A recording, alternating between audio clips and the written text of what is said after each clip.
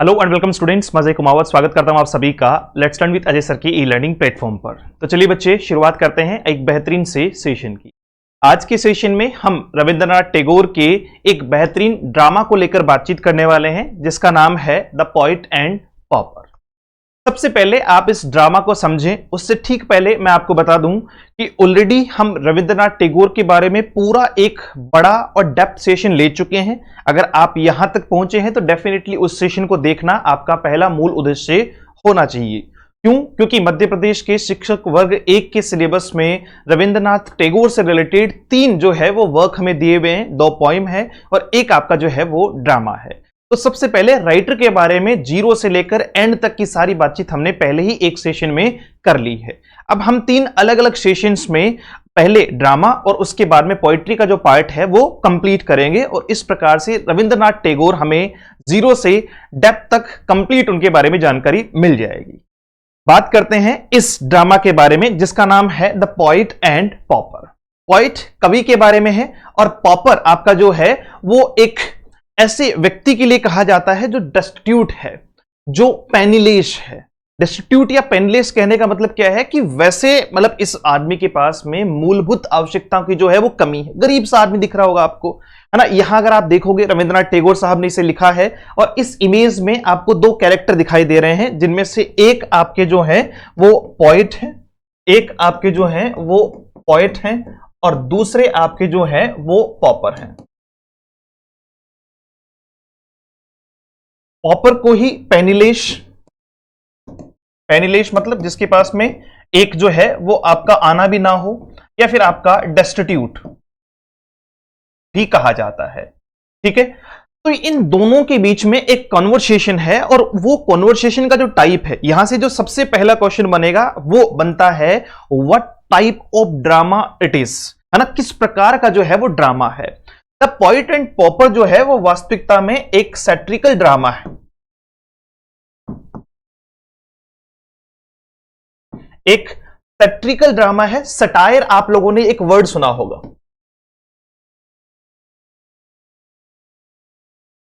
Satire आप लोगों ने एक वर्ड सुना होगा। सटायर क्या है सर? तंज कसना, है ना। किसी पर जो है वो क्या करना? तंज कसना। अब सटायर किस तरीके की है? मतलब तंज कसने का मतलब क्या है कि एक ह्यूमरियस वे में किसी बात को, जैसे लोग क्या करते हैं कई बार, थोड़ा सा मैं आपको एग्जांपल देता हूं। सबसे पहले आप इस बात को समझिएगा कि सटायर क्या है। व्यंग्य करना, है ना। वास्तविकता में तंज कसना मतलब मेरी भाषा में या इसका जो है वो व्यंग्य करना। जैसे नए नए प्रेम में पड़ा हुआ जोड़ा जो है वो एक दूसरे को क्या कहता हुआ प्रतीत होता है कि हम एक दूसरे के प्रेम के सहारे अपना जीवन जी लेंगे, एक दूसरे के प्रेम के सहारे अपना जीवन जी लेंगे। बड़ी व्यंग्यात्मक बात है कि जीवन प्रेम के सहारे नहीं, जीवन भोजन, आय और बाकी संसाधनों के सहारे जो है वो जिया जाएगा। जितना जीवन जो है वो आपके मूल तौर पे जीवन में प्रेम की जरूरत है, उतनी ही जरूरत भोजन की भी है, उतनी ही जरूरत बाकी मूलभूत आवश्यकताओं की भी है। या दूसरा जो है वो एक इस पूरे के पूरे ड्रामा को लेकर अगर मैं एक और दूसरा एग्जाम्पल दूं आपको, तो जैसे यूजुअली यहां क्या दिखाया गया है कि एक पॉइट है और दूसरा एक पॉपर है। समझना इसको, ये एक सैटिरिकल जो है वो ड्रामा इसलिए कहा गया है। सैटिरिकल ड्रामा 1 एक्ट है, ये एक ही एक्ट में है, ये इसमें कोई 2 या 3 एक्ट नहीं है। 1 एक्ट सैटिरिकल ड्रामा है, यानी व्यंग्यात्मक ड्रामा है जिसमें जो पॉपर है वो किसके पास जाता है? पॉइट के पास जाता है और ये वहां भीख मांगने के उद्देश्य से नहीं, काम मांगने के उद्देश्य से जाता है। अब जब ये उसके पास पहुंचता है, यानी पॉइट के पास में पहुंचता है, अब इन दोनों के कैरेक्टराइजेशन की अगर हम बात करें तो पॉइट का जो नाम है, पॉइट का नाम जो है वो कुंजा बिहारी है। कुंजा बिहारी बाबू। पॉइट का नाम क्या है? कुंजा बिहारी बाबू है। और अगर पॉपर की बात करें तो वो है आपका बश्मबाद।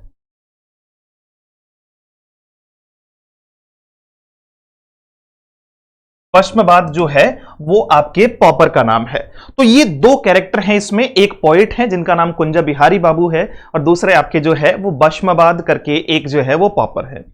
बश्मबाद जाते हैं कुंजा बिहारी बाबू के पास में जॉब के जो है वो सिलसिले में बात करने के लिए कि साहब आप जो है वो काम के लिए बता रहे थे, तो वो काम क्या है। अब देखो एक आदमी एक कवि है, बहुत ही वेल्दी है, बहुत अच्छे जो है वो परिवार से बिलोंग करता है, बढ़िया पैसा है, और एक तरफ एक गरीब आदमी है जिसकी मतलब एक तरीके से मूलभूत आवश्यकताएं भी पूरी नहीं हो पा रही है, भोजन और जो है वो कपड़ों का भी मतलब उनकी भी व्यवस्था पूरी तरीके से नहीं है। होता क्या है, जब ये इनके पास में काम मांगने जाते हैं तो भाई साहब की बातचीत का तरीका देखो। भाई साहब कह रहे हैं कि काम की कहां जरूरत है, ये कह रहे हैं साहब भोजन नहीं है। मैं आपको शॉर्ट में समझा रहा हूं, फिर अपन डेप्थ में चलेंगे। ये कह रहे हैं साहब भोजन नहीं है, कह रहे क्या करोगे भोजन खा के, क्या करोगे खाना खा के। ये देखो बाहर देखो कितनी बढ़िया हवा चल रही है, प्रकृति देखो, मौसम देखो, है ना, इस शाम की जो है वो हवाओं का आनंद लो। अरे भाई, जो पेट जो है वो भोजन से भरना है, वो हवा खाने से थोड़ी भरेगा, है ना। तो व्यंग्यात्मक तौर पे फिर ये टिप्पणी करते हैं कि हाँ हाँ साहब मेरा पेट भर रहा है। फिर ये जैसे ही गार्डन में जाते हैं, मैं शॉर्ट में ले रहा हूं अभी फिलहाल के लिए, गार्डन में जाते हैं तो फिर इनको जो है वो क्या दिखाई पड़ता है, इनको ठंड लगती है, जबकि कवि ने बढ़िया एक शॉल ओढ़ रखी है, पूरा मतलब अपने आप को रैप कर रखा है, ठंड का है ही नहीं। जैसे ही पॉपर कहता है कि साहब ठंड लग रही है, ठंड कहां है, कहां है ठंड, क्यों लग रही है ठंड, बताओ, ठंड तो हो ही नहीं सकती। जब एक तरफ आप देखोगे ना तो आपको यहां बड़ा व्यंग्य दिखाई पड़ेगा कि सब एक कवि है, पहले से जो है वो वेल्दी है, अच्छा है, रैप कर रखा है, खुद को कंबल ले रखी है, और वो दूसरों को कह रहा है कि ठंड कहां है, आनंद लो, तुम तो इस हवा का जो है वो आनंद लो। तो कहीं ना कहीं एक तरीके से जो आइडियलिज्म है, आदर्शवाद जो है, उसके खिलाफ कुछ जो है वो बातचीत करते हुए दिखाई पड़ रहे हैं, व्यंग्यात्मक जो है वो टिप्पणी की गई है। वन एक्ट ड्रामा है आपका, सैट्रिकल ड्रामा। इसका क्वेश्चन जो है वो 100% पूछा जाएगा कि ये जो है वो पोएट एंड पॉपर किस प्रकार का ड्रामा है। So it's a satirical drama. दो लोगों की बातचीत है, एक पोएट की एंड पॉपर की। पोएट का नाम आपका कुंजा बिहारी बाबू है और पॉपर का नाम जो है वो आपका भस्मवाद है। क्या है, भस्मवाद है। अब सुनो, इसी को थोड़ा सा और जो है वो रिफॉर्म कर देता हूं। जैसे हम कई बार जो है वो आप लोगों ने देखा होगा कि बारिश के समय क्या होता है, बारिश जैसे ही आती है दो तरीके के लोग आपको दिखाई पड़ते हैं। एक अमीर इंसान जो बारिश में उसी बारिश का आनंद लेने के लिए घर से बाहर निकलते हैं कि वाह वाह क्या बारिश है, क्या बारिश है। और एक गरीब इंसान जो बारिश में अपनी टपकती हुई छत को, अपनी टपकती हुई छत से अपने परिवार को बचाने की कोशिश करता है। तो दोनों ही बड़े व्यंग्यात्मक है। अब अगर मान लीजिए, आप सोच के देखिए कि अगर कोई अमीर व्यक्ति किसी गरीब व्यक्ति को कुछ इस प्रकार से कहता है कि बारिश का आनंद लो, भाई वो आनंद लेगा या अपने घर की जो है वो टपकती हुई छत से अपने परिवार की सुरक्षा करेगा। तो ये व्यंग्यात्मक है। ये क्या है, व्यंग्यात्मक है। कहीं ना कहीं जो है वो इस बात को लेकर हम इस पूरे ड्रामा में बातचीत करेंगे। बहुत छोटा सा ड्रामा है, कोई बहुत बड़ी बातचीत नहीं है, बस समझना है। सीधा सीधा एक क्वेश्चन तो सीधा ये बन चुका है, ये मान लो आप। सैट्रिकल ड्रामा जो है वो पूछा जाता है, पोएट का नाम कुंजा बिहारी बाबू है, दो ही लोग हैं, इसमें बहुत कम मिनिमल कैरेक्टर में इसको यूज किया गया है। ठीक है, अब इसका एक और छोटा सा जो है वो एग्जाम्पल मुझे याद आ गया, तो मैंने सोचा चलो ये तो प्लेस कर ही देता हूं, डाल ही देता हूं। आपको याद होगा एक मूवी है बाहुबली करके, और उसमें जो है वो एक डायलॉग है इस प्रकार से, ये एक चकोर पक्षी को देखते हुए जो है वो दोनों कैरेक्टर बात कर रहे होते हैं, जिसमें बाहुबली जो प्रभास है वो एक डायलॉग देते हैं इस चकोर पक्षी को देखते हुए कि इस शीतल चांदनी रात में चकोर पक्षियों की ये जोड़ी देखो, देखो इस पूनम की चांद को, कैसे इस चांद की किरणें फूलों की कोमल बदन से बूंद बूंद करके फिसल रही है। प्रेम की भाषा जो है वो आपकी बोल रहे हैं, कैसे ये दोनों इस अनोखे रसपान करके एक दूसरे में डूबे हुए हैं। इन दोनों को देखकर तुम्हें क्या लगता है मामा, याद आएगा आपको, है ना, लगभग जो है वो याद आ चुका होगा कि पहले जब मामा बोलना शुरू करते हैं, मतलब कटप्पा बोलना शुरू करते हैं, तो हमें भी लगता है कि हाँ बहुत मतलब सपोर्टिव मोड में जो है वो ये कुछ कहने वाले हैं। उन्होंने क्या कहा, छह इस धरती पर इतने साल बिता दिए किस लिए, कभी भी कहीं भी एक बार भी इन्हें खाया नहीं। दोनों को पकड़ के अच्छे से नमक मिर्च में डुबो के धीमी आंच में जो है वो प्यार से तलकर खाएं तो आहा स्वर्ग। एक तरफ प्रेम की भाषा चल रही है और दूसरी तरफ जो है वो कटप्पा साहब की अपनी ही जो है वो मोनोपोली चल रही है। तो दोनों को देख करके, दोनों का जो डायलॉग है उसको देख करके एक व्यंग्यात्मक भाव जो है वो प्रतीत होता है, एक सैट्रिकल टोन जो है वो प्रतीत होती है। ठीक है, अब चलते हैं पोएट एंड पॉपर की तरफ। बहुत सिंपल है, बहुत आराम से याद हो जाएगा। उससे ठीक पहले मैं आपको बता दूं कि अगर आप बुक्स का वेट कर रहे हैं तो थोड़ा वेट और कीजिएगा, क्योंकि बुक बहुत बढ़िया तरीके से 2 वॉल्यूम में आपको मिलने वाली है।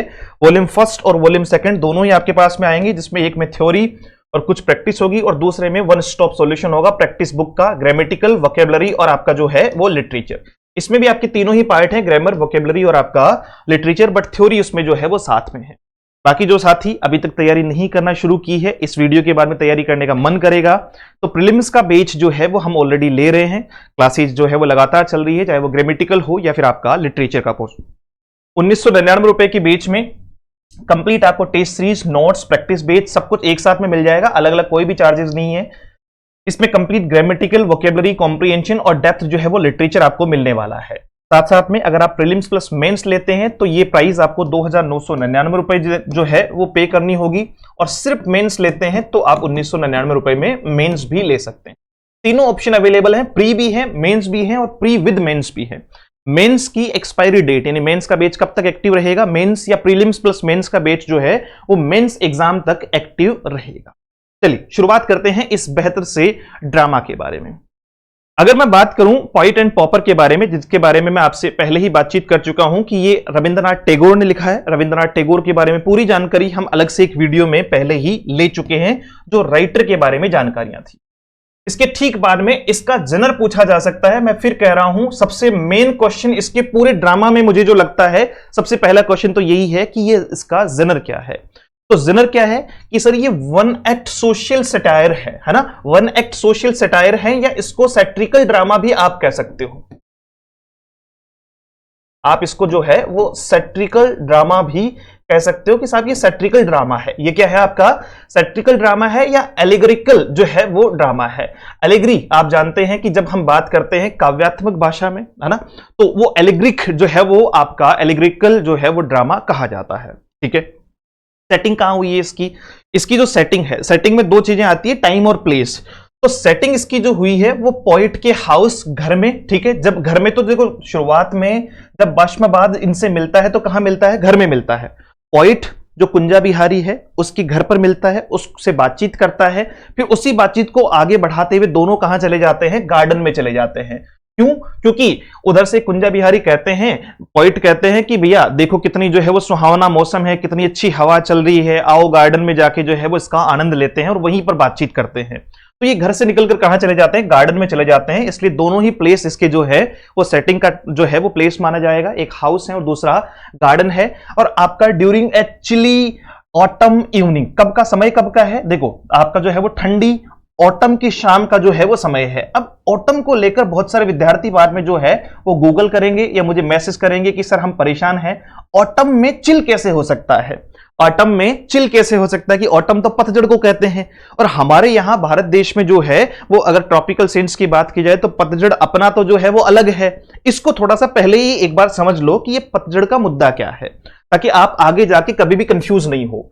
जब भी आप बाहर के किसी राइटर को पढ़ रहे हो और वहां ऑटम, विंटर या कुछ भी लिखा हुआ हो तो एक बार आपको इसके बारे में जानकारी होनी ही चाहिए। जैसे अगर हम बात करें इंडिया की तो हमें पता है कि विंटर तो हमारी जो है वो सर्दी, तो प्योर सर्दी तो हम लोग दिसंबर से लेकर जो है वो लगभग अप्रैल तक मानते हैं। आजकल अप्रैल में तो गर्मी आ जाती है, मतलब वो तो सब कुछ जो है वो एक ग्लोबल वार्मिंग का फर्क है। बाकी मूल तौर पे जो है वो मार्च एंड तक जो है वो अपन सर्दी ही मानते थे, शुरुआत से यही चल रहा है। समर हमारी शुरू होती है अप्रैल से जून तक हमारी समर होती है, उसके बाद में जुलाई में बारिश हो जाती है, तो जून से लेकर जून लास्ट से लेकर जो है वो सितंबर तक बारिश का मौसम चलता है। और पोस्ट मानसून के तौर पे हमारा अक्टूबर और दिसंबर जो है वो पोस्ट मानसून है। ये इंडियन जो है वो आपका सिस्टम है। जबकि आप यूरोप के सिस्टम को देखोगे तो वहां स्प्रिंग जो है वो अप्रैल से मई में स्प्रिंग है, आपका जून से मिड सितंबर में जो है वो समर है, और आपका मिड सितंबर से मिड नवंबर में क्या कहा जाता है, ऑटम कहा जाता है। क्या कहा जाता है, ऑटम कहा जाता है। तो इसका मतलब सिंपली हम जो है वो चिली आपका ऑटम इवनिंग ले सकते हैं। और विंटर्स है इसमें मिड नवंबर से लेकर मार्च तक, मिड नवंबर से लेकर मार्च तक। इसलिए मैंने ऑटम कहा है, तो ऑटम का वहां अर्थ जो है वो पतझड़ नहीं है, ऑटम उनकी ऋतु है जो आपका सितंबर, मिड सितंबर से लेकर मिड नवंबर जो है वो उसका एक टाइम है। इसलिए कंफ्यूज नहीं होना है। मैं आपको फिर बता दूं कि हर एक वर्ड पे हम लोग चर्चा करेंगे, हर एक वर्ड पे। चिली ऑटम इवनिंग, टोन कैसी है, सैट्रिकल टोन है, आयरनी प्रदर्शित हुई है, और साथ में जो है वो फिलोसॉफिकल बातचीत की गई है। तो बहुत प्यारी तरीके से आपको याद रखना है कि साहब ये सैट्रिकल टोन है, इसमें आयरनी का प्रदर्शन हुआ है, और फिलोसफी यानी जो है वो दार्शनिकता का जो है वो ध्यान हमें देखने को मिला है। सटायर की एक डेफिनेशन भी मैंने आपको अलग से लिख कर दी है कि सटायर क्या होती है, एक लिटरेरी डिवाइस होती है। जैसे आपके बाकी डिवाइस जो है वो फिगर्स ऑफ स्पीच काम करते हैं, वैसे ही सटायर आपका जो है वो एक लिटरेरी डिवाइस है या जेनर है, जो एक्सपोज करता है, क्रिटिसाइज करता है या रिडिक्यूल करता है ह्यूमन वाइसेस को, फुलिशनेस को और सोशल इंस्टीट्यूशंस को। कई बार इसके लिए ह्यूमर का, कई बार आयरनी का और कई बार सरकाज्म का प्रयोग होता है। किसका प्रयोग होता है? सरकाज्म का प्रयोग होता है। जैसे कई बार होता है ना कि अपन किसी को पूछते हैं कि जो है वो 95% आ जाएंगे, तो वो कह रहा है ना 105 आएंगे। जैसे मुझसे कोई पूछ लेता है ना कि सर मेरिट जो है वो कितने पर जाएगी, तो मैं सीधा कहता हूं कि 100 में से 105 पर जाएगी। तो वो सरकाज्म है। वो क्या है? सरकाज्म है। मैं कोई मतलब पॉजिटिव वे में थोड़ी कह रहा हूं, मैं तो अलग वे में कह रहा हूं कि भैया मत पूछा करो, है ना। इसलिए सरकास्टिक होके एक बात कहता हूं कि भैया 105 पे जाएगी, अगर नहीं बन रहे तो भूल जाओ, ठीक है। तो इसका मतलब क्या हुआ कि सर एक सटायर क्या है? एक तरीके से जो है वो तंज है, या फिर मैं कहूं कि आपका तंज कहने के साथ साथ में हमने व्यंग्य इसको कहा है। सटायर जो है वो व्यंग्य है, जो ह्यूमर के थ्रू, आयरनी के थ्रू या फिर आपका सरकाज्म के थ्रू जो है वो किया जाता है। और इसका मेन एम होता है ताकि हम अवेयरनेस या इंप्रूवमेंट ला सके। सामने वाला जो है वो उस पर तंज कसेंगे, उस पर व्यंग्य करेंगे तो शायद वो उस बात को समझ पाएगा। तो यहां से टोटल क्वेश्चंस कितने बने कि इसका जो है वो राइटर कौन है। सबसे पहले पूछा जा सकता है कि who is the writer of the poet and pauper, तो रविंद्रनाथ टैगोर। उसके बाद में वन एक्ट सोशल सटायर है या एलिग्रिकल जो है वो ड्रामा है। साथ में इसको सैट्रिकल ड्रामा भी आप कह सकते हो, क्योंकि इसकी टोन जो है वो सैट्रिकल है, आयरनिक है या फिलोसफिकल है। वहीं अगर हम बात करें कि इसकी सेटिंग ऑफ प्लेस क्या है, तो house and garden of poet जो है वो इसका सेटिंग है। और टाइम इसका क्या है? ऑटम, चिली ऑटम इवनिंग जो है वो इसका टाइम है। Is it? चलो भैया अब बढ़ते हैं आगे। पहले इसकी बेसिक सेंस के बारे में बात करते हैं। जैसे सबसे पहले स्टाइल और लैंग्वेज इसमें कौन सी यूज की गई है। तो पूरा का पूरा जो ड्रामा है, जो वन एक्ट सैट्रिकल ड्रामा है, इसमें स्टाइल और लैंग्वेज की बात की जाए तो टोन इसकी सैट्रिकल है, यानी आपका जो है वो तंज कसता हुआ। The play is sharply satirical, है ना। कैसा है? सैट्रिकल है। Tagore uses biting irony and dry humour through Bhasmabad sarcastic remarks. देखो इसमें तंज कस कौन रहा है। सबसे मजेदार बात यह है कि स्टूडेंट्स को यह पता ही नहीं है कि इन दोनों में से तंज कौन कस रहा है। तंज इसमें जो है वो बार बार बश्मबाद जो पॉपर है वो कस रहा है। पोइट कह रहा है, ये हां भरे जा रहा है, और फिर एक ह्यूमेरियस या एक सैट्रिकल वे में जो है वो उसको जवाब दिए जा रहा है। वो कह रहा है कि जो है वो बाहर नेचर से जो है वो प्रकृति से या ठंडी हवा से पेट भर जाएगा। हाँ हाँ भर गया साहब, मेरा तो भर गया है, ठीक है। तो ये अपने आप, भाई एक बात बताओ, क्या हवा से पेट भर सकता है? क्या भोजन की जगह हम लोग हवा खाना शुरू कर दे तो जीवन चल जाएगा? तो नहीं चलेगा। तो सिंपली एक सैट्रिकल टोन के साथ में हम चलेंगे। सिंपल डायलॉग का यूज किया गया है। दो लोग हैं, आपस में दोनों बातचीत कर रहे हैं और उसी में पूरी कॉन्वर्सेशन जो है वो कंप्लीट हो जाती है। The conversation driven play uses accessible language, यानी सिंपल लैंग्वेज में इसको यूज किया गया है। कॉन्ट्रास्ट दिखाया गया है, यानी विरोधाभास प्रतीत होता है किसके बीच में? Repetition of aesthetic versus realistic imagery. देखो यथार्थवाद और आपका सौंदर्य, एस्थेटिक होता है सौंदर्य, ब्यूटी, है ना। एस्थेटिक होता है आपका सौंदर्य और आप एक का आपका होता है वास्तविकता। रियलिस्टिक क्या होता है? वास्तविकता। देखो अगर मैं सौंदर्यता की बात करूं, सौंदर्य मतलब जैसे मैंने जो है वो चीजों को एस्थेटिक बना लिया।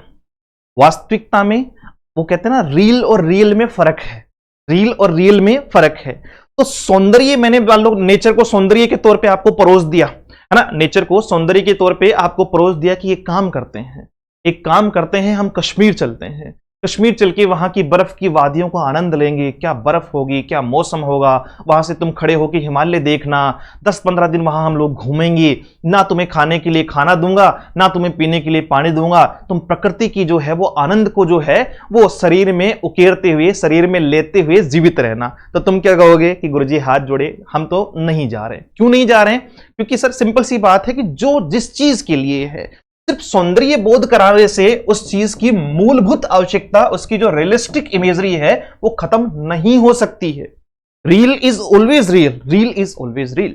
तो ये रील है और ये आपका रियल है, ठीक है। यहां जो है वो दोनों कैरेक्टर्स के बीच में एक सौंदर्य बोध और एक वास्तविकता प्रतीत होती है। अगर मैं इसको कैरेक्टराइजेशन में दूं तो ये आपका जो है वो पॉइट है। ये आपके कौन है? पॉइट भैया हैं, जो सौंदर्य बोध करवाते हुए प्रतीत होते हैं। और एक रियलिस्टिक इमेजरी के तौर पे जो है वो पॉपर हैं, जो आपको रियलिस्टिक इमेजरी जो है वो प्रदर्शित करते हुए दिखाई पड़ते हैं। ये वास्तविकता पे बात कर रहे हैं, जबकि ये जो है वो एस्थेटिक वे में आपका सौंदर्य बोधन में जो है वो लगे हुए हैं। ड्रामेटिक टेक्निक क्या है इस ड्रामा को, जो वन एक्ट सैटिरिकल ड्रामा है, इसमें कौन सी ड्रामेटिक टेक्निक यूज की गई है। मैं आपको फिर कह दूं कि कई बार क्वेश्चन को पूछने का तरीका सीधा सीधा नहीं होता है, फिर बताऊं मैं आपको, है ना। कई बार सीधा सीधा हम लोग क्या करेंगे, सिर्फ इसके कैरेक्टर याद कर लिए, कई बार सीधा ना पूछ के उसको थोड़ा सा टेढ़ा मेढ़ा पूछ लिया। तो पता होना चाहिए कि इसमें किसकी बात की गई है, कैसे इसको बनाया गया है, ड्रामा लिखा कैसे है।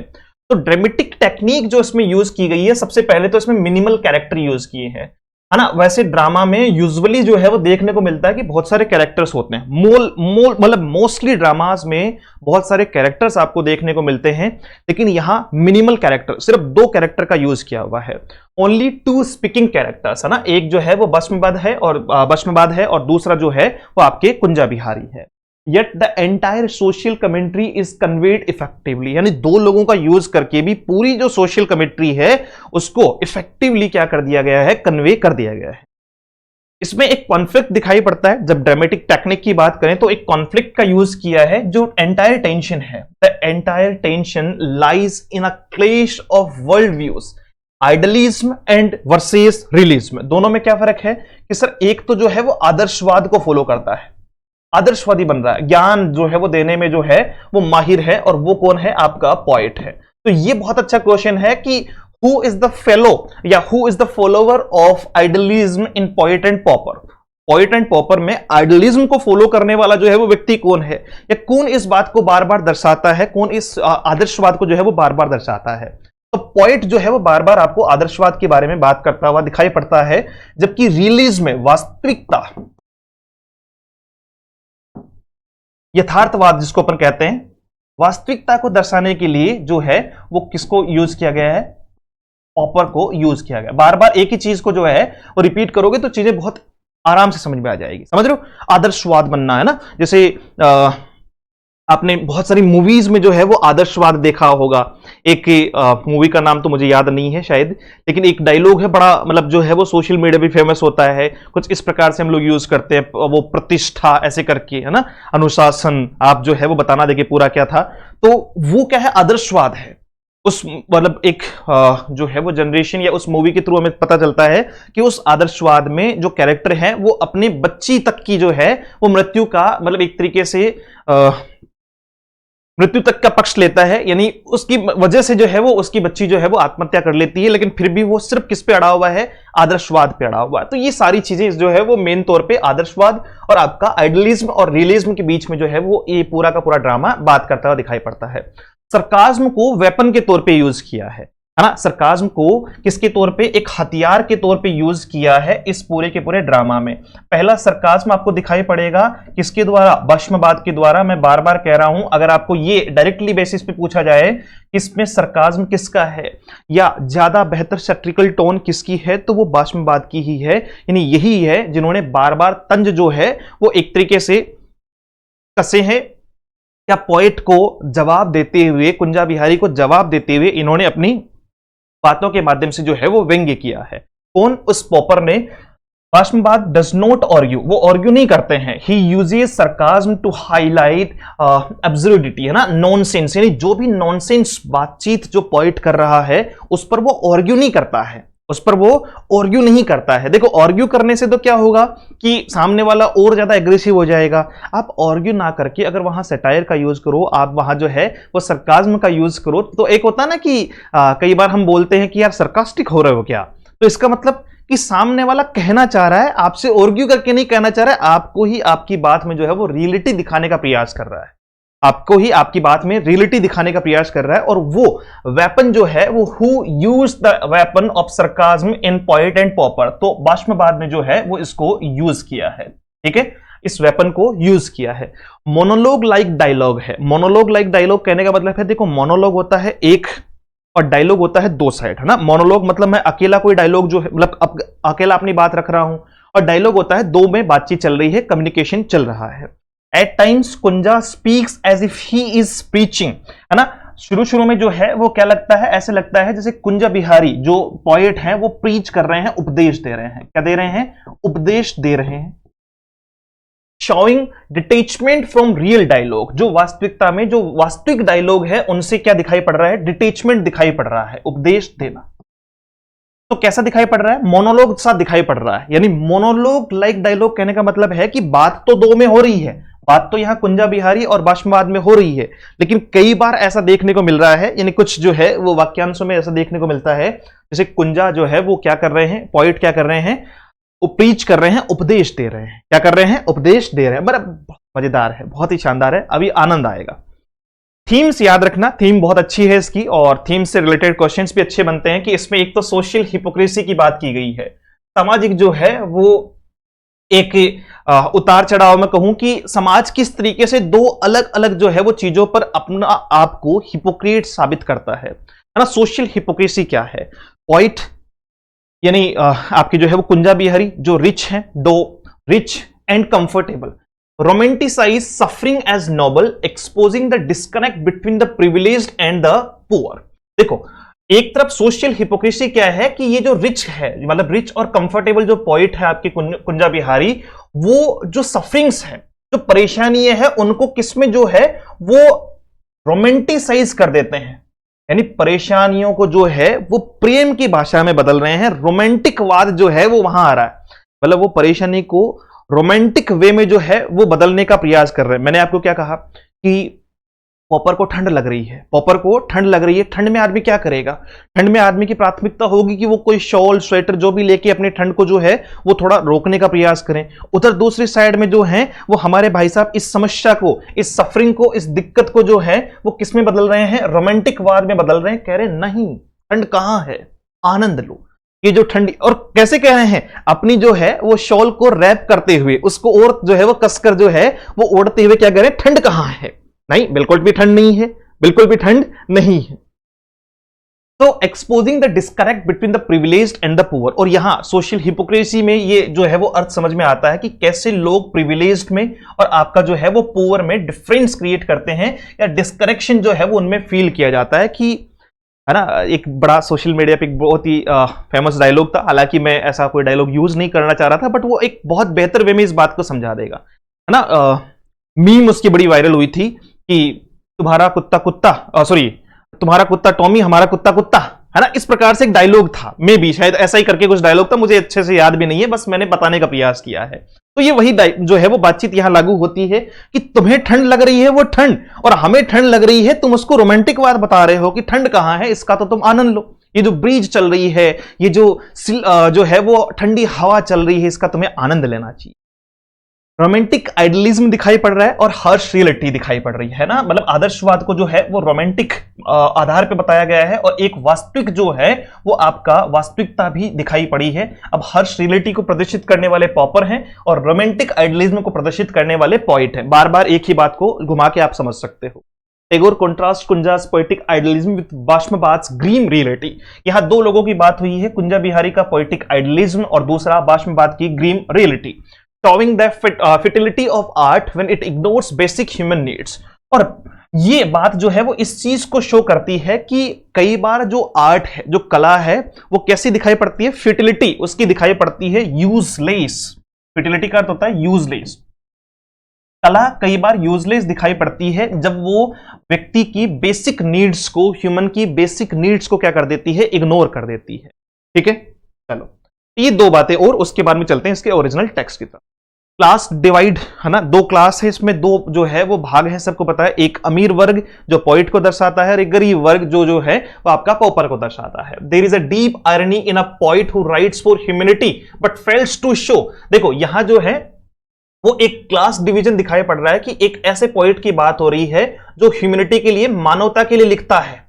किसके लिए लिखता है? ये बड़ा ही सैटिरिकल है, मानवता के लिए लिखता है, लेकिन वो एम्पैथी दिखाने में जो है वो फेल है for a suffering man in front of him. जो अपने आप को कहता है कि मानवता, रोमांस, है ना, आपका जो है वो प्रेम, इनके ऊपर बात कर रहा है, इनके ऊपर बात कर रहा है, और उसका सही अर्थ जो है वो कुंजा बिहारी को पता नहीं है। वो अपने सामने ही एक पीड़ित व्यक्ति को, जो पॉपर हैं, बाष्पवाद हैं, उसको देखकर भी उस पर एम्पैथी, उस पर जो है वो उसे दया नहीं आ रही है। क्या नहीं हो रही है? दया का भाव उस पर भी नहीं आ रहा है। आयरनी ऑफ ब्यूटी दिखाया गया है। The poet finds beauty in the cold autumn evening.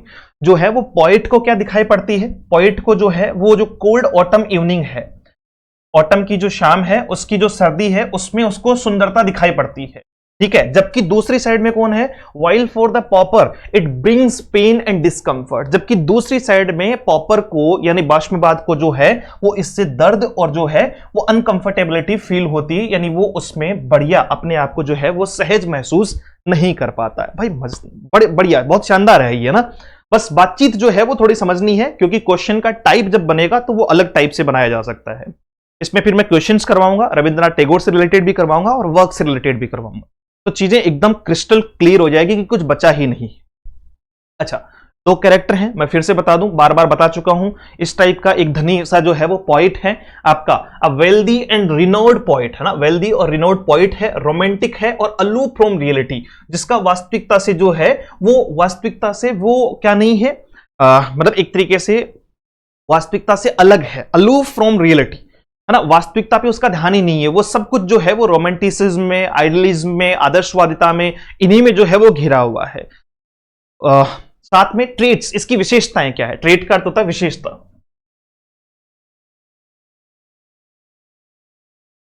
इसकी जो विशेषताएं हैं, यानी पॉइट की जो विशेषताएं हैं वो क्या है, ये आइडियलिस्टिक है, आदर्शवाद है, सेल्फ एब्जॉर्ब्ड है, यानी खुद के बारे में जो है वो विचारधारा रखने वाला है, वेल्दी है और पॉवर्टी के लिए, गरीबों के प्रति इनसेंसिटिव है, यानी गरीबों के प्रति जो है वो भावनात्मक नहीं है, गरीबों के प्रति भावनात्मक नहीं है। कुंजा बिहारी बाबू इसका पूरा नाम है। पॉइट का अगर नाम पूछ लिया जाए तो कुंजा बिहारी बाबू जो है वो आपको बताना है। इसका रोल क्या है, किसको सिंबलाइज करता है, यहां पॉइट जो है वो किसको सिंबलाइज करता है, ये क्वेश्चन पूछेगा। सीधा ये नहीं पूछेगा कि इसमें पॉइट का नाम क्या है, कुंजा बिहारी बाबू, वो तो बेसिक क्वेश्चन है, वो तो तुम्हें भी आएगा, दूसरा पढ़ने वाला बच्चा है उसको भी आएगा, जितने बच्चों ने द पॉइट एंड पॉपर पढ़ा होगा सबको पता होगा कि कुंजा बिहारी बाबू उसका पॉइट है।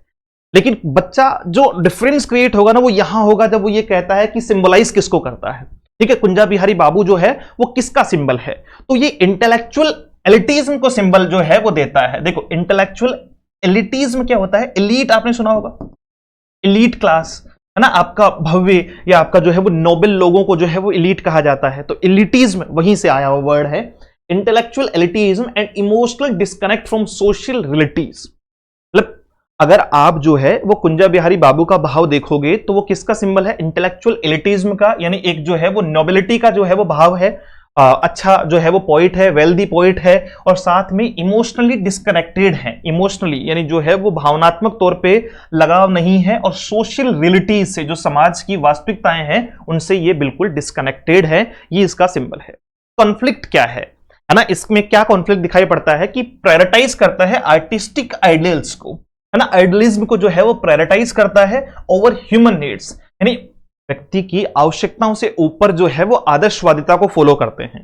कुंजा बिहारी बाबू का नेचर कैसा है कि व्यक्ति की आवश्यकताओं से ऊपर जो है वो किसको फॉलो करते हैं, आपका आर्टिस्टिक जो है वो आइडल्स को फॉलो करते हैं, आदर्शवादिता को फॉलो करते हैं। Obvious to the pauper's flight, और पॉपर का जो दुख है, पॉपर का जो दुख है, दर्द है, उससे बिल्कुल जो है वो अनजान है, उससे उसकी परेशानियों से बिल्कुल अनभिज्ञ है, यानी उस पर कोई भी पॉवर्टी की तरफ उनका जो है वो ध्यान नहीं है, या मैं कहूं कि उसके प्रति जो है वो इनमें क्या नहीं है, एम्पैथी नहीं है, दया का कोई भाव नहीं है। कौन, आपका कुंजा बिहारी। पॉपर बाष्पवाद बाबू जो है वो पॉपर है, एक गरीब है, एक व्यक्ति है, poor hungry man seeking employment and food, जिसको क्या चाहिए, जो क्या ढूंढ रहा है, जॉब ढूंढ रहा है, और साथ साथ में उसको खाना चाहिए, क्योंकि वो कहता है कि साहब मैं रात से जो है वो मैंने थोड़े चावल खाए थे, उसके बाद से मैंने कुछ नहीं खाया, तो मुझे काम की भी तलाश है और भोजन भी मिल जाता तो बढ़िया रहता। और पॉइंट जो है वो अपनी आदर्शवादिता से नीचे नहीं आता, कहता है कि चलो तुम्हें हवा खिलाता हूं। ट्रेट्स, इसकी विशेषता ये है कि ये प्रैक्टिकल है। कैसा है, प्रैक्टिकल है, यानी ये जो है वो सिर्फ आदर्शवादिता पे बिलीव नहीं करता, इसको वास्तविकता में बिलीव जो है वो करने के लिए जाना जाता है। सरकास्टिक है, पूरा का पूरा जो है वो सैटिरिकल टोन इसी की बनाई गई है। डेस्परेट है, डेस्परेट है मतलब परेशान है, दुखी है, और साथ साथ में ऑनेस्ट भी है, ईमानदार भी है। ऑनेस्टी का एक भाव यहां से भी आता है कि ये जाके पॉइंट को कहता है कि मुझे जो है वो खाना नहीं चाहिए, मतलब मुझे खाना नहीं चाहिए, काम दे दो, काम से मुझे जो है वो खाना मिल जाएगा, है ना, तो ऑनेस्टी का भी भाव है इसमें। सरकास्टिक है, प्रैक्टिकल है, डेस्परेट है और ऑनेस्ट है।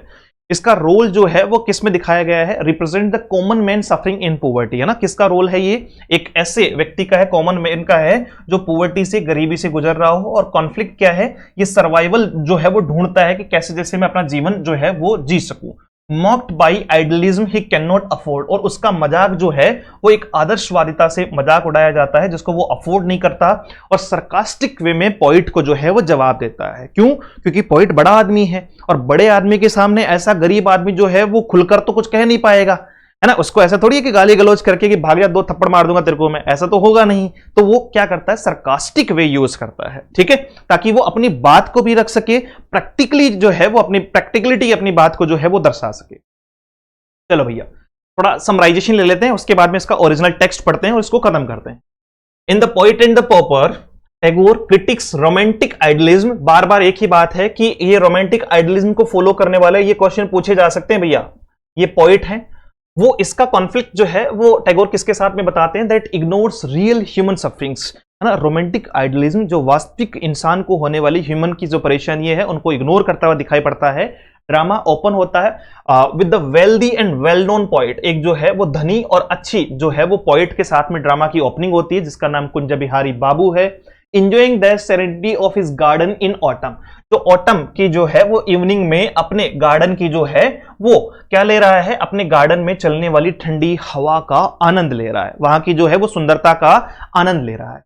He is wrapped in a costly shawl, उन्होंने मतलब कुंजा बिहारी बाबू ने एक कोस्टली एक महंगी जो है वो शॉल जो है वो रैप कर रखी है, ओढ़ रखी है, कंफर्टेबल है और एब्जॉर्ब्ड है एस्थेटिक रिफ्लेक्शंस में, है ना। एस्थेटिक का अर्थ मैं पहले ही बता चुका हूं, सौंदर्य बोध जिसको अपन कहते हैं, यानी सिर्फ और सिर्फ चीजों को रियलिटी से हटकर उन्होंने रोमांटिसिज्म या फिर आपका जो है वो एस्थेटिक वे में जो है वो बना रखा है। दूसरी तरफ a poor man named Bhasmabad Babu visits him, ये भस्मवाद बाबू उनके यहां आते हैं, पोइट के पास में आते हैं, नॉट टू बैग, भीख मांगने के लिए नहीं आते हैं, ये बड़ी अच्छी बात है ना। तो भिखारी कहना गलत है, इसीलिए मैंने अभी तक जो है वो भिखारी वर्ड जो है वो यूज नहीं किया है पॉपर के लिए।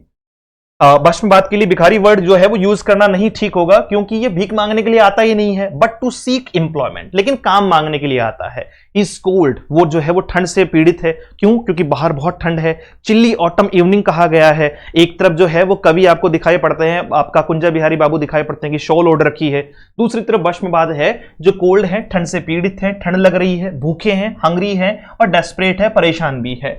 However, Kunja Bihari trivialize hunger and tells Bhashmabad to ignore his bodily needs. दूसरी साइड में जब वो उनसे काम मांगने आते हैं तो कुंजा बिहारी उस बात को इग्नोर करते हुए इंसान की यानी भस्मवाद की वास्तविक आवश्यकताओं को इग्नोर करते हुए उनको ट्राइवलाइज करते हैं, उनकी हंगर को, उनकी भूख को जो है वो एक तरीके से मजाक उड़ाते हैं, यानी भूख को एक ट्राइबल थिंग बताते हैं, एक जो है वो तुच्छ सी जो है वो कार्य बताते हैं कि भूख है, कौन खाता है बता, भूखा कोई, भूख लगना कोई बहुत बड़ी बात थोड़ी है। और लास्ट में इसमें जो है वो एक बड़ी मजेदार सी बात है, वो सबसे लास्ट में बताऊंगा मैं आपको।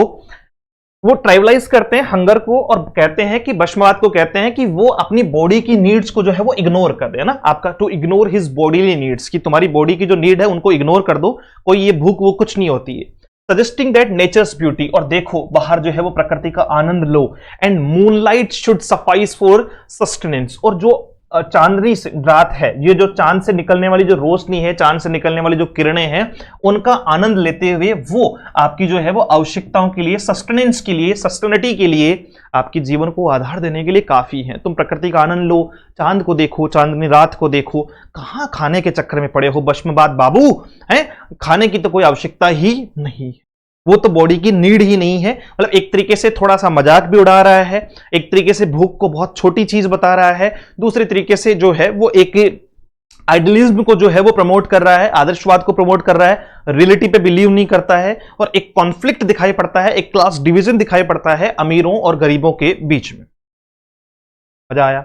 चलो भैया, एज द ड्रामा प्रोग्रेस, जैसे जैसे ड्रामा आगे बढ़ता है, भस्मवाद सरकास्म इंक्रीज, तो भस्मवाद जो है वो सरकास्टिक वे में उन्हें जवाब देना शुरू करता है, इनडायरेक्टली मॉकिंग द पोइट्स हिपोक्रेसी, और वो पोइट को सीधा नहीं कहता, वो अपने सरकास्टिक वे में जो है वो क्या करता है, इनडायरेक्टली उसका मजाक उड़ाता है, मॉक करता है उसको, पोइट की जो हिपोक्रेसी है, पोइट जो फालतू की बात कर रहा है, यूजलेस बातें कर रहा है, हिपोक्रेट हो रखा है, खुद की ठंड ठंड और दूसरे की लगी नहीं रही है ना, खुद की भूख भूख और दूसरे की भूख भूख नहीं है। तो इस हिपोक्रेसी को लेकर वो क्या करता है, सरकाज़्म में प्रदर्शित करता है। He pretends to accept the idea that breeze and moonlight, वो कवि की बात को स्वीकार करता है कि हाँ ये जो ब्रीज है, ठंडी हवा है, और जो चांद से निकलने वाली जो रोशनी है, कैन सेटिस्फाई हंगर, हाँ कि उससे जो है वो ठीक है साहब, हाँ भूख मिट जाएगी, हाँ मिट जाएगी साहब मिट जाएगी। दो इट्स क्लियर ही सफरिंग, हालांकि ये बात जो है वो वास्तविकता में दिखाई पड़ती है कि वो इस बात से पीड़ित है, उसको ठंड भी लग रही है, उसको भूख भी लगी हुई है, लेकिन वो कवि की बात को जो है वो सरकास्टिक वे में एक्सेप्ट करता है। The poet irritated by Bhasmabath's honesty and presence drives him away, और पॉइंट जो है जब ये लगातार इस बात को एक्सेप्ट करता है, सरकास्टिक होता है, बार बार तंज वापस कसता है पॉइंट पर, तो सॉरी ये क्या करता है, the point irritated by Bhasmabath's honesty, वो भस्मबाथ की ऑनेस्टी से जो है वो इरिटेट हो जाता है। क्यों? क्योंकि उसको पॉइंट को पता चल जाता है कि साहब ये तो मेरा मजाक उड़ा रहा है, और वो उसकी प्रेजेंस को लेकर थोड़ा सा अनकंफर्टेबल होता है और उसको वहां से जाने के लिए कह देता है कि भैया निकल जाओ यहां से। सिंबल्स पूछे जा सकते हैं, 3 सिंबल हैं, बहुत अच्छे सिंबल हैं, जैसे शॉल किसका सिंबल है ना, पॉइंट एंड कॉपर में शॉल किसका सिंबल है, कॉस्टली शॉल, आया कुछ याद? एक तरफ जो है वो कवि ने ओढ़ रखी है, ठंड पड़ रही है, तो किसका सिंबल है, क्लास प्रिविलेज का सिंबल है ना, वहां पे एक वर्ड यूज हुआ है इसमें कॉस्टली शॉल, और कॉस्टली शॉल जो है वो किसका सिंबल है, क्लास प्रिविलेज का सिंबल है, और इंस्टीट्यूशन फ्रॉम सफरिंग है ना, एंड इंसल्टेशन फ्रॉम सफरिंग। देखो 2 चीजों को सिंबल दे रहा है ये, एक तरफ शॉल जो है जो पॉइंट ने ओढ़ रखी है उससे तो प्रिविलेज का पता चलता है, दूसरी तरफ पॉपर को जो है वो शॉल की जरूरत है, पॉपर को शॉल की जरूरत है, जिससे वो क्या फील करता है, आपका पीड़ा से जो है वो इंसल्ट फील करता है, क्योंकि उसके पास में शॉल नहीं है। गार्डन, एक तरफ गार्डन जो है वो पॉइंट के लिए क्या है, मतलब ब्यूटी और घूमने का स्थान है, रिप्रेजेंट्स एस्थेटिक डिटैचमेंट और एस्केपिज्म। दूसरा cold air, reality that can not be ignored, वास्तविकता है जिसको इग्नोर नहीं किया जा सकता, no matter how poetic it's made to sound, है ना, चाहे इसको कितना भी पोएटिक बना दिया जाए इसको इग्नोर नहीं किया जा सकता, ठीक है, यानी ये एक परेशानी है, एक वास्तविकता है, कोल्ड एयर की बात करते हैं। चलो अब बात करते हैं इसके बारे में, ड्रामा का original text, word to word हम इसको पढ़ लेते हैं और फिर इसको खत्म करते हैं, बाकी लगभग बात आपको समझ में आ गई है। अब सारी बात ओरिजिनल टेक्स्ट में वही होगी जो मैं आपको लगातार बताता चल रहा हूं। शुरुआत करते हैं जहां से कुंजा बिहारी जो है वो बाबू हैं, एंटर कुंजा बिहारी बाबू, द सेलिब्रेटेड पोइट, सबको पता है कि ये एक बहुत ही बेहतरीन, बहुत ही वेल्दी और जो है वो वेल नोन पोइट है, और दूसरे हैं आपके भस्मबाथ बाबू जो एक पॉपर हैं, एक जो है वो एक व्यक्ति हैं, गरीब व्यक्ति हैं। कुंजा कहता है what brings you here my good man, यानी एक साइड में जो है वो भस्मबाथ बाबू किससे मिलने आए हैं, भस्मबाथ बाबू कुंजा बिहारी बाबू के यहां आए हैं, यानी भस्मबाथ जो है वो कुंजा बिहारी के घर पर आया है, और जैसे ही वो घर पे आता है तो कुंजा यानी जो है वो पॉइंट आपको क्या कहता है, कुंजा कहता है what brings you here my good man, भले आदमी, अच्छे इंसान, यहां तुम्हें क्या लेकर आया है, यानी यहां आने का उद्देश्य क्या है, What brings you here, तुम्हें यहां क्या लेकर आया, यानी यहां आने का तुम्हारा उद्देश्य क्या है। तो भस्मबाथ कहता है sir I am starring, you had talked about a job, sir मैं आपको घूर रहा था, श्रीमान मैं आपको घूर रहा था, स्टेयर, स्टेयर होता है घूरना, है ना आपका, भस्मबाथ कहता है श्रीमान मैं आपको घूर रहा था, you had talked about a job, आपने जॉब के बारे में बात की थी, आप कोई जॉब के बारे में बात कर रहे थे, मैं उस बात को ध्यान लगाकर सुन रहा था, मुझे जॉब की बहुत नीड है। तो कुंजा बीच में ही जो है वो इंटरप्ट करता है, कुंजा जब वो कह रहा है देखो बात पूरी नहीं हुई है, बात अभी भी चल रही है, आपका you had talked about a job, या आगे कुछ बोलता उससे पहले ही कुंजा बाबू जो है वो बीच में बोल पड़े, इंटरप्टिंग हर्डली, जल्दी से उसको क्या किया, आपका जो है वो इंटरप्ट किया, बीच में रोक दिया, किसको, भस्मबाथ को, कहा अ जॉब, क्वेश्चन मार्क है, ध्यान रखना, इसका मतलब थोड़ा सा क्वेश्चनिंग वे में कह रहा है, काम, काम करना है, काम चाहिए, work, Who thinks of work in this sweet autumn weather? अब आए हैं भैया आइडलिज्म पे, रोमांटिक वाद जो है वो दिखाई पड़ रहा है, कहने कौन काम करता है भाई, इतना प्यारा मौसम है, Who thinks of work in this sweet autumn weather, ये जो प्यारा सा ऑटम वेदर है इसमें कौन काम करता है, बताओ कौन ही काम करता है ना, तुम्हें काम की जरूरत है, कौन ही काम करता है। तो भस्मबाथ कह रहा है no one does so of choice, कोई भी जो है वो चॉइस से ये सब कुछ नहीं करता है, कोई भी, मतलब मजबूरी होती है इंसान की, है ना, कोई भी इंसान जो है वो चॉइस से काम नहीं करना चाहता है sir, it is this hunger that, ये तो जो है वो क्या है, भूख है, इसका मूल कारण क्या है, भूख है, भूख की वजह से पेट को भूख लगती है, उस भूख को शांत करने के लिए 2 पैसा कमाना पड़ता है ताकि टाइम पे खाना मिल सके और चीजें जो है वो जीवन में चल सके। तो ये एक तरफ जो है वो क्या कह रहा है कि जॉब क्यों चाहिए, है ना, इस जो है वो स्वीट ऑटम वेदर का जो है वो आनंद लो। दूसरी तरफ बस में बात कह रहा है कि नहीं साहब, ये जो है वो एक नीड है, मुझे जो है वो काम की नीड है। कुंजा कह रहा है हंगर। अब देखो पहला जो मतलब जो है वो कुंजा ने जो क्वेश्चन मार्क लगाया वो किस पर लगाया, जॉब पर लगाया। पहला क्वेश्चन मार्क किस पर लगाया, काम, कि काम क्यों चाहिए। तो काम के बदले में इसने जो है वो क्या कहा, काम के बदले में जो है वो आपका स्वीट, ऐसे लिखते चलना साथ साथ में, ये बाद में आपको सिंपल नोट्स बनाने में काम आएंगे, कि ऑटम वेदर, कि काम क्यों करना है,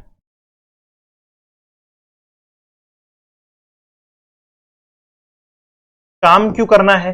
काम की जगह जो है वो तुम क्या करो, इस स्वीट ऑटम वेदर का आनंद लो, इन स्वीट ऑटम जो है वो स्वीट ऑटम वेदर का आनंद लो। फिर कुंजा कहता है कि साहब भूख के लिए काम करना पड़ता है, सॉरी भस्मवाद कहता है कि भूख के लिए काम करना पड़ता है। तो कुंजा क्या कहता है, भूख, छी, फाई फाई, है ना, ये दोनों जो है फाइव वर्ड हम यूज करते हैं आपका जब हम एक्सक्लेमेटरी वर्ड के तौर पे इसको यूज किया जाता है। एक्सक्लेमेटरी साइन भी दिया हुआ है ना आपका, जैसे आप ब्रेओ, अलास यानी चीजों को और ज्यादा जो है वो ध्यान दिला के जो है वो बातचीत की जाती है।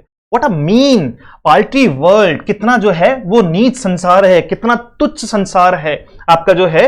Pray do not repeat it before me, मेरे सामने इस बात को मत दोहराओ। जैसे ही वो हंगर की बात करता है, भूख की बात करता है, तो कहता है कितना नीच संसार है, कितना दुष्संसार है। बताओ, भूख, तुम्हें भूख लगी है, ये संसार जो है वो वास्तविकता में लोगों को खाना नहीं दे। कौन कह रहा है, कुंजा कह रहा है ना, कुंजा कह रहा है कि ये जो है वो कितनी धिक्कार की बात है, इस संसार में कैसे कैसे लोग हैं। व्हाट अ मीन, है ना, पाल्ट्री वर्ल्ड, कितना जो है वो नीच संसार है, कितना दुष्संसार है।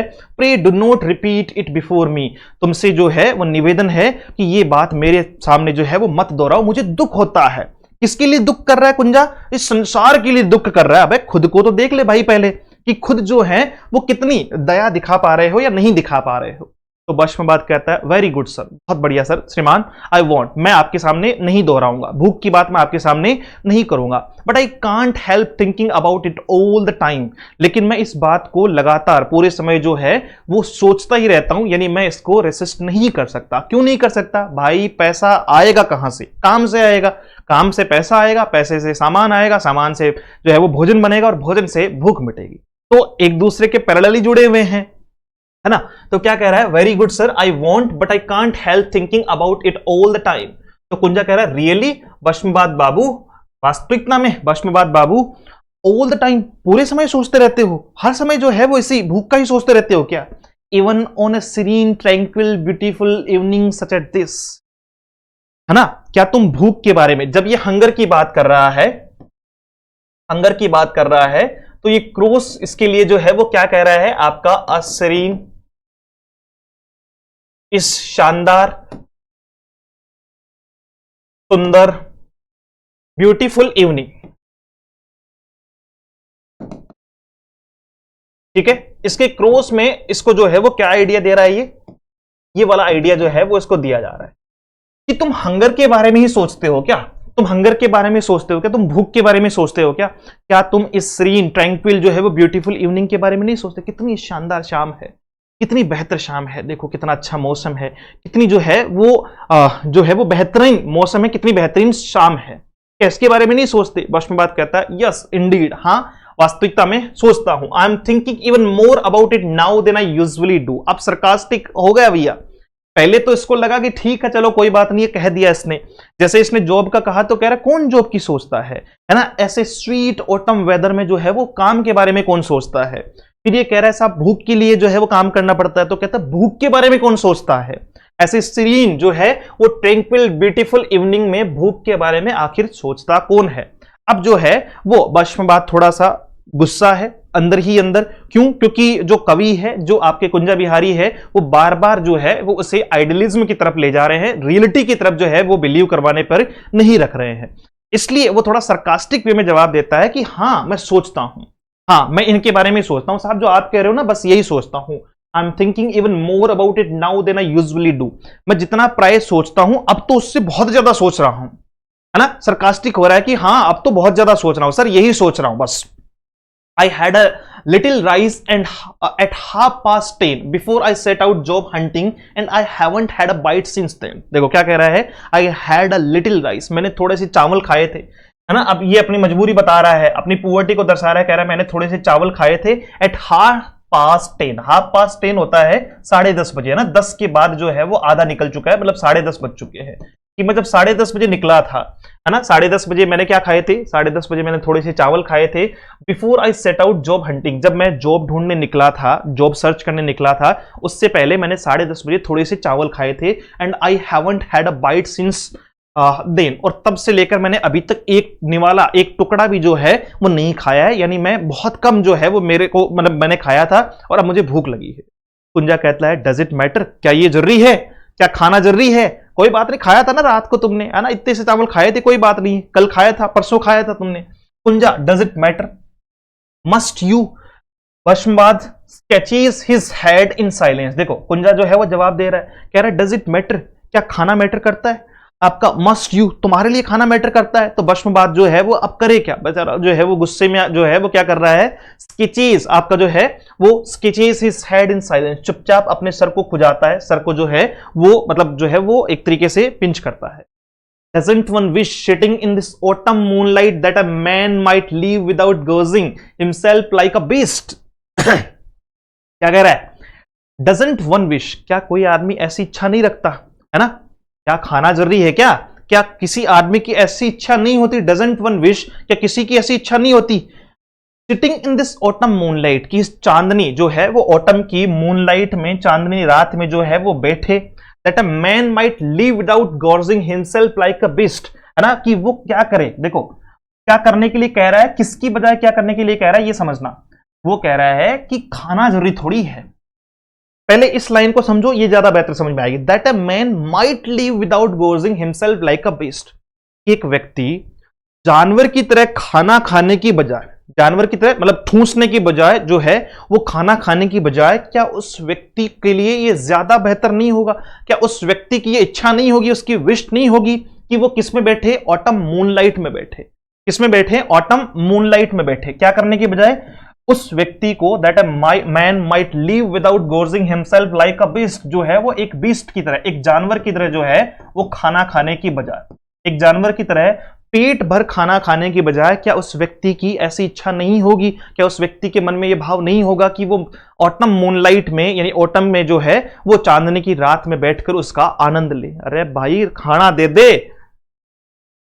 दैट दीज मून बीम्स, देखो वो जो मून बीम्स है, चांद से निकलने वाली जो किरणें हैं, मून की जो बीम्स हैं, these moon beams the nectar of flowers, जो नेक्टर है, फ्लावर्स का जो नेक्टर है, आपका फूलों की जो सुगंध है, फूलों की जो सुगंध है, खुशबू है, फूलों की जो सुगंध है, एंड द स्प्रिंग ब्रीज, और ये जो स्प्रिंग, जो वसंत की जो ठंडी हवा है। देखो कितनी चीजों की बात हुई है, मून बीम्स की बात हुई है ना, आपका जो है वो नेक्टर ऑफ फ्लावर्स की बात हुई है, फूलों की सुगंध की बात हुई है, और स्प्रिंग ब्रीज की बात हुई है, यानी वसंत की ठंडी हवा। Might suffice for all his needs, क्या ये उसके लिए पर्याप्त नहीं है? क्या खाना खाना जरूरी है? क्या एक व्यक्ति जो है वो जानवरों की तरह भरपेट के खाना खाए, ये जरूरी है, या उसके लिए ज्यादा जरूरी है? मतलब पॉइंट के हिसाब से, कुंजा बिहारी के हिसाब से क्या ज्यादा जरूरी है फिलहाल के लिए? क्या ज्यादा जरूरी है? वो आइडियलिज्म को जो है वो प्रमोट कर रहा है, पॉवर्टी को ध्यान में नहीं रख रहा है, आदमी की नीड को ध्यान में नहीं रख रहा है। कह रहा है कि साहब वो मतलब खुद की एक, वो कहते हैं ना कि आदमी सिर्फ खुद की सोच रहा है, मुझे खुद पे गुस्सा आ रहा है इसको, है ना, मतलब खुद इस पर जो है वो मुझे खुद को गुस्सा आ रहा है कि यार ऐसे कैसे इंसान बात कर सकता है। तो कह रहा है कि तुम्हें जो है वो एक व्यक्ति को जानवरों की तरह खाना खाने से ज्यादा बेहतर है कि वो ऑटम मूनलाइट में मून बीम्स को देखते हुए, फूलों की सुगंध लेते हुए, ये स्प्रिंग की जो ब्रीज है, ठंडी हवा है, इसका आनंद ले। क्या ये ज्यादा बढ़िया नहीं है? खाना खाने की कहां जरूरत है, हंगर कहां है? तो भस्मवाद कहता है टेरिफाइड, अब डर चुका है, सॉफ्टली, है ना, धीरे से क्या कहता है, सर श्रीमान, that would hardly suffice to hold body and soul together, one need something more substantial to eat. बहुत प्यारा, बहुत ही प्यारा सेंटेंस है। कह रहा है कि अगर आपको होल्ड बॉडी एंड सोल, जो है वो आत्मा और जो है वो शरीर और आत्मा को अगर एक साथ रखना है, शरीर और आत्मा को अगर एक साथ रखना है, that would hardly suffice to hold body and soul together, one needs something more substantial to eat। तो इन चीजों के अलावा, यानी प्रकृति का आनंद लेने के अलावा, चांद की जो है वो किरणें लेने के अलावा, पौधों की सुगंध लेने के अलावा उसे और भी कुछ खाने की जरूरत है, तब उसकी आत्मा और शरीर एक साथ में रहेंगे। वरना क्या होगा, भूख के मारे मेरी जान चली जाएगी और मेरी बॉडी और आत्मा दोनों अलग अलग हो जाएगी। मेरा शरीर जो है, यानी मेरी आत्मा मेरे शरीर को छोड़कर चली जाएगी। तो क्या कह रहा है कि अगर जो है वो बॉडी को, शरीर को और आत्मा को एक साथ रखना है तो उसे कुछ और भी चाहिए, और वो क्या है, कुछ और भी खाने के लिए चाहिए, है ना। तो कुंजा कहता है हीटेडली, कुंजा थोड़ा गर्म हो जाता है, थोड़ा गुस्से में आके, क्रोध में आके जो है वो क्या कहता है, आपका गुस्से से क्या कहता है, then go away and eat, तो जाओ खाओ, है ना। अब देखो उसको जैसे ही कहा तो अब थोड़ा मतलब जो है वो गुस्से में आ गया, कह रहा जाओ फिर खाओ, है ना, यहां क्यों बैठे हो, जाओ खाओ। Go stuff yourself with gobbet of rice and dal and curry, जाओ और खुद को जो है वो किससे भर लो, यानी खुद जो है वो जाओ और क्या खा लो, राइस एंड दाल एंड करी, जो है वो चावल दाल और करी जो है वो खा लो। जाओ, यहां क्यों बैठे हो, जाओ खा लो, निकलो यहां से। This is no place for you, है ना, ये स्थान तुम्हारे लिए नहीं है। You are trespassing, you are trespassing. Trespassing होता है इंक्रोचमेंट, है ना, इंक्रोचमेंट होता है अतिक्रमण। क्या होता है, अतिक्रमण, कि तुम तो यहां कब्जा जमाए बैठे हो, तुम तो यहां जो है वो कब्जा जमाए बैठे हो, यानी तुम फालतू में जो है वो इस स्थान को घेरे बैठे हो, तुम फालतू में इस स्थान को घेरे बैठे हो। जाओ, यहां तुम्हारे लिए कोई जगह नहीं है, अपना दाल चावल जो है वो कड़ी ढूंढो और खाओ, है ना। यहां ऐसे लोगों की कोई जरूरत नहीं है जो दाल चावल पर ध्यान देते हैं, जो जिनका ध्यान भूख पर है। यहां ऐसे लोगों की जरूरत है जो प्रकृति का आनंद ले रहे हो, सौंदर्य का आनंद ले रहे हो, फूलों की सुगंध ले रहे हो, चंद्रमा की जो है वो रोशनी का आनंद ले रहे हो। भूख के बारे में बात करने वाले लोगों के लिए यहां कोई जरूरत नहीं है।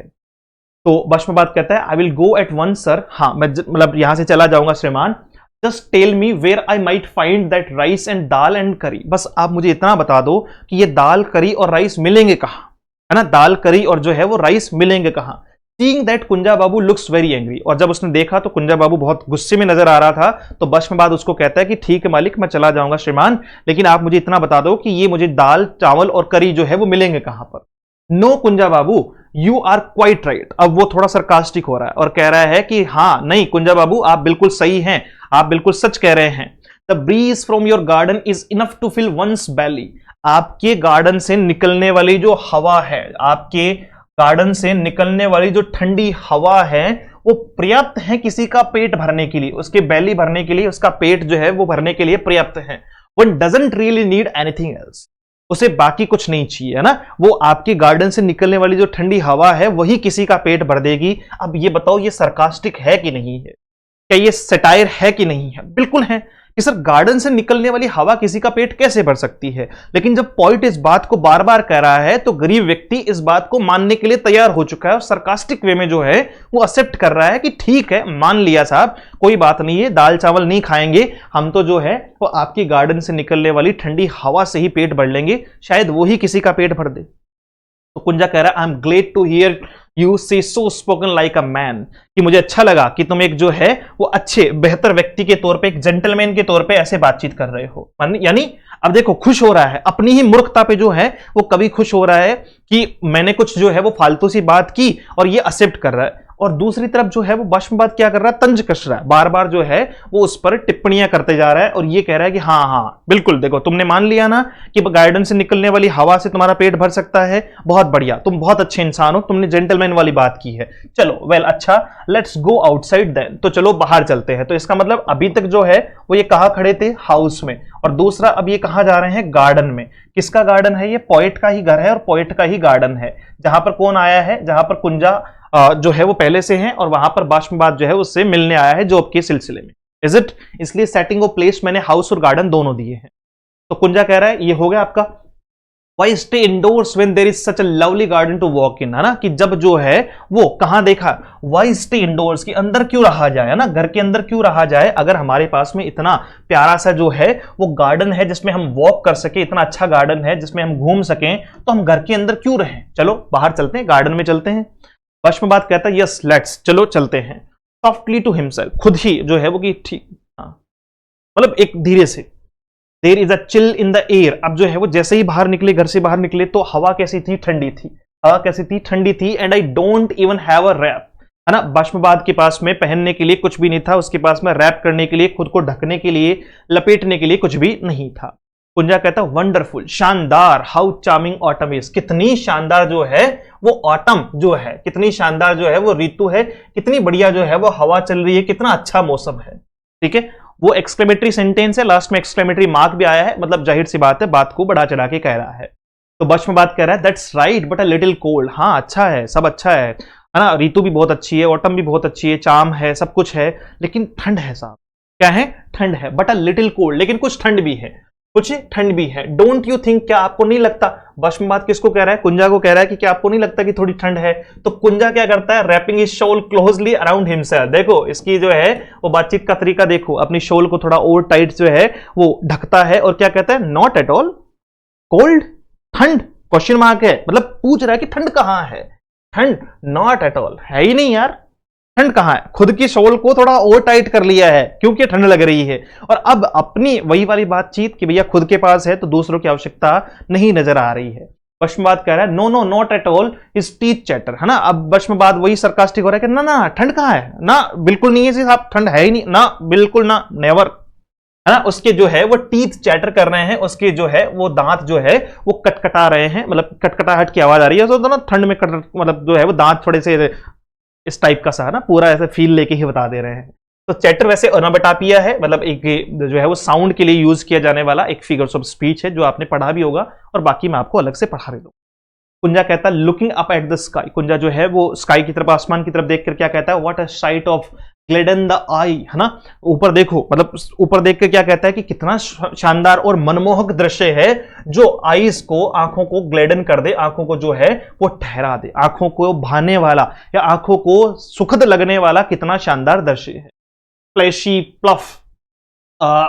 puffs of cold sailing like proud swans in the azure lake and amidst them the moon like, आधा ही कहता, पूरा होने नहीं दे रहा सेंटेंस को, है ना, मून लाइक तक ही गया है। क्या कह रहा है? Fleecy puffs of cold sailing like proud swans, की ऊपर कितना शानदार दृश्य है। जो फ्लैशी पफ्स हैं, यानी जो बादल रूपी जो चीजें हैं, वो कैसी नजर आ रही है? ऊपर का जो भाग है वो एक तरीके से कैसा नजर आ रहा है? जैसे प्राउड स्वान्स जो है वो, प्राउड जो है वो स्वान, हंस जो है वो क्या कर रहे हो? भ्रमण कर रहे हो, और साथ में ऑजर लेक एंड अमिड्स देम, और उनके बीच में जो मून है, यानी जो बादलों का जो दृश्य है वो प्राउड स्वान्स के जैसा दिख रहा है, और वहीं पर जो मून है उनके बीच में जो चंद्रमा है वो कैसा दिखता है? लाइक, यानी ये जो है वो सिमली दर्शा ही रहा था। इतने में ही भस्मवाद अब इसके हो गया है ज्यादा, कह रहा बस बहुत हुआ भाई साहब, अब मैं नहीं सुन सकता। भस्मवाद जो है वो क्या करता है? Has a violent fit of coughing, जो है वो जोर जोर से कफ करना जो है वो खांसना शुरू कर देता है। ठीक है, तो कुंजा कहता है मून लाइक, तो फिर वो करता है, भस्मवाद कहता है कफ, है ना, कफ। कुंजा नजिंग हिम रफली, उसको जो है वो जोर से धक्का देते हुए, आपका जो है वो नजिंग हिम रफली, धक्का देते हुए। धक्का वैसे वाला नहीं, कैसा धक्का? जैसे अपन होता ना कि कई बार किसी को बात जो है वो कुछ बोलने की कोशिश करते हैं और वो नहीं सुन रहा है, तो अपन ऐसे करते हैं कि सुन तो सही, है ना, तो वो वाला। तो कुंजा कहता है आपका नजिंग हिम रफली, किसको? भस्मवाद को। डू यू हियर मी, तुम सुन रहे हो भस्मवाद बाबू? द मून लाइक, अब वो अपनी बात को पूरी करना चाहता है, लेकिन भैया अब भस्मवाद जो है वो अब फिर से क्या करता है? आपका भस्मवाद कहता है वेट अ मिनट, अहम कफ कफ, मतलब खांसी उसको जो है वो हो रही है, वो मतलब जो है वो खांस रहा है। अच्छा, कुंजा लूजिंग हिज टेम्पर, अब कुंजा को गुस्सा आ गया है ना। आपका व्हाट शॉर्ट ऑफ फिलिस्तीन आर यू, है ना, तुम कितने बड़े मूर्ख हो,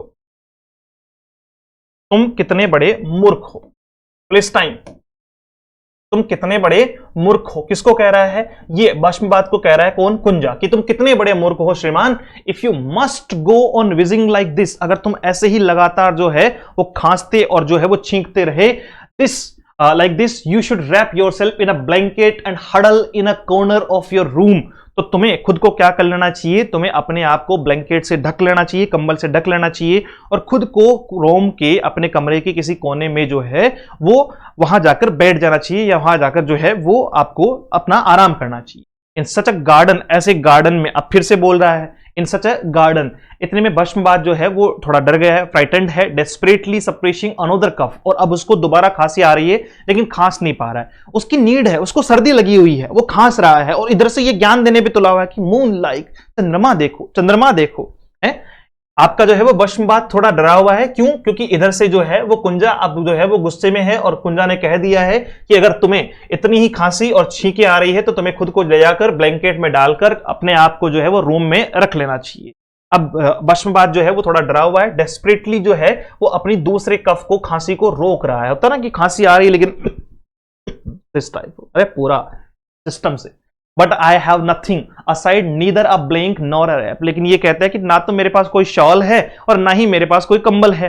जो है वो भस्मवाद क्या कहता है कि मालिक ना तो मेरे पास में शॉल है और ना ही कंबल है, तो मैं उड़ूंगा क्या? तो कुंजा कहता है this delightful ambience reminds me of a song. देख रहे हो कुंजा जो है वो क्या कह रहा है कि ये जो डिलाइटफुल मतलब शानदार सा जो एम्बियंस है, जो वातावरण है, जो दृश्य है ना, आपका दृश्य वातावरण, वो मुझे एक सॉन्ग याद दिलाता है, वो मुझे एक गाना याद दिलाता है कि इसको देखकर मुझे एक गाना याद आता है ना। ये जो सब कुछ हो रहा है, ये जो देखो हवा चल रही है, ठंडी हवा चल रही है, ये सब कुछ मुझे एक गाना याद दिलाता है। लेट मी सिंग इट, चलो मुझे गाने दो, यानी मैं गाता हूं तुम सुनना। This beautiful grove this blooming trees the winsome बकुल।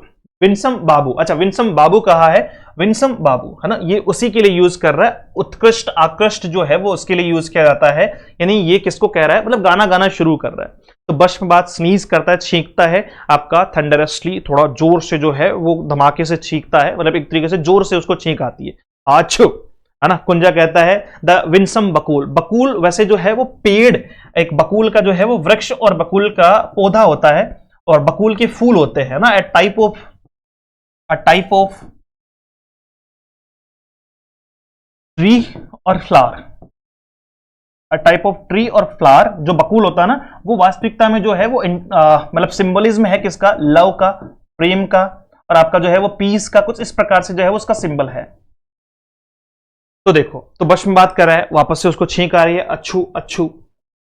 कुंजा कहता है डू यू हियर, क्या तुमने सुना, द विंसम बकुल। भस्मवाद कहता है अच्छू अच्छू, मतलब छींक आ रही लगातार। कुंजा कहता है get out from of my garden, भागो यहां से, चलो निकलो यहां से, मेरे गार्डन से जो है वो बाहर चले जाओ।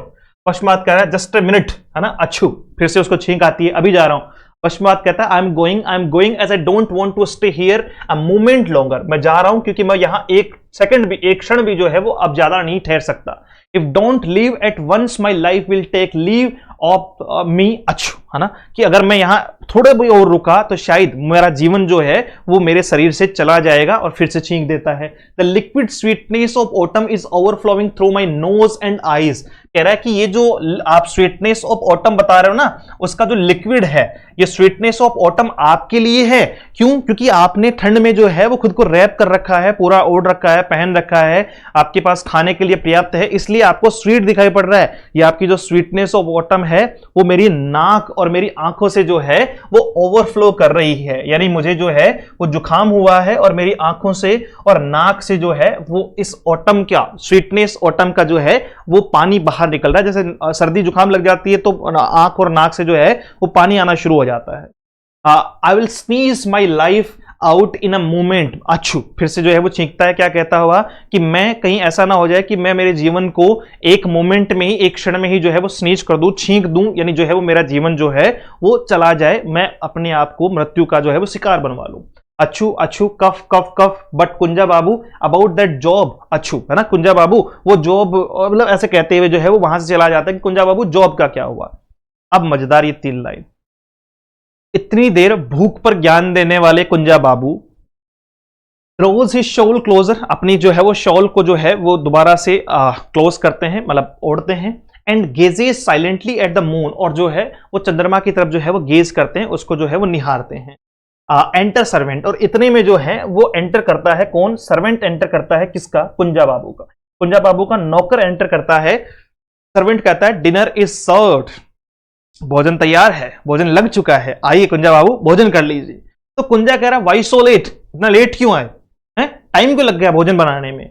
Does it take 2 hours to get the food ready, क्या खाना बनाने में 2 घंटे लगते हैं, हरीज आउट, है ना, जल्दी से जो है वो जाता है, जल्दी से गार्डन से बाहर निकलता है और क्या कहता हुआ कि क्या खाना बनाने में 2 घंटे लगते हैं।